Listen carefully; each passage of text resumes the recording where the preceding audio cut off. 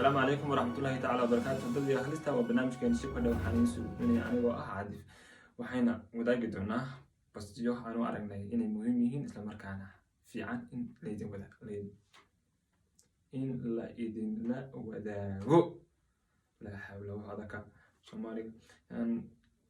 haddaba bastigu wuxuu yahay sidatan waa inan iyo inan ama wiil iyo gabadh aad bay isugu wanaagsanayeen kadibna maalin maalmaha kamid ah ayaa message usoo dhacay ninkii saasuu dhahay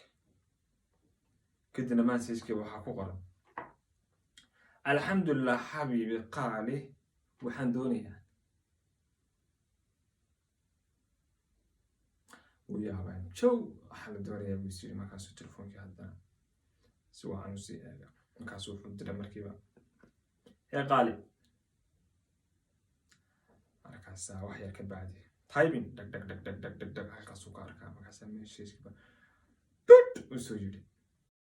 ما شيء كبا وحوي هاي lacag degdeg ah $300 oo aad hadhowto meherkayga ka goosato ayaan rabaa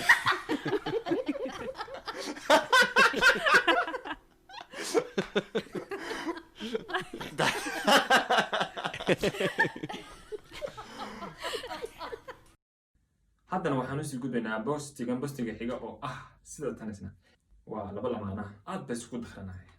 ama si isku qaninsanaayeen ama sidee aad isugu jeclaayeenba adigu qoys aan idhaahne si wacan bay wada noolaayeen kadibna habeen kamid ah waxaa soo raagay xaajiga xaafadda ama aan soo habsaamay aan idhaahne markii uu soo raagay ama soo habsaamay ayaa xaaskiisii bay noqotay hawadaas isku sarartay waliba cod dheer intay ku qaylisay waxay tiri allah waxaan ka baqayaa inuu ninkaygaasi uu ku maqan yahay naaka iyadoo xanaaqsan mid kale kadibna maamadii oo iyaduna meesha aanan ka fogeyn oo joogtay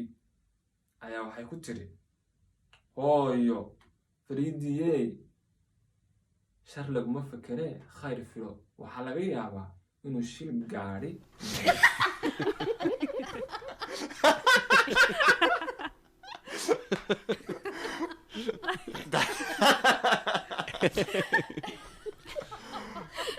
haddana waxaan usii gudbaynaa bastiga saddexaad amar ilaahay bastiga saddexaad wuxuu yahay waa iska basti edab daran laakiinse waanu wadaagi doonaaye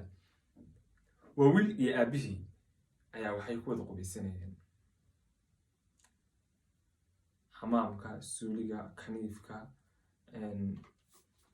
intaba dee marba sidaa u taqaanaa bay ku wada qubaysanayeen kadibna amar ilaahay ninkii baa taamuntii waa dhulka kaga dhacday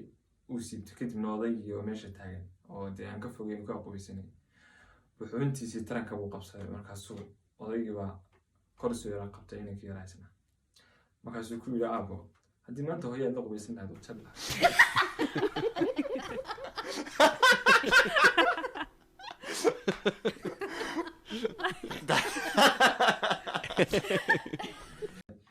aad waxaan uga mahadcelinaynaa asxaabtii nala wadaagtay ee noo soo gudbisay walow aanan magacooda aanu meesha aanan ku xusin waayo markii ay noo soo gudbinayeen maana weydiisan in aan magacooda ku xusi karno barnaamijkeena shibka dheh waxaan idin leenahay saacada baxsan hadii halista ah waa inay barnaamijka xiga haddana horay ayaan soo soconayna isku dayana asxaabtii la wadaagtaan idinkoo mahadsan. Assalamu alaykum warahmatullahi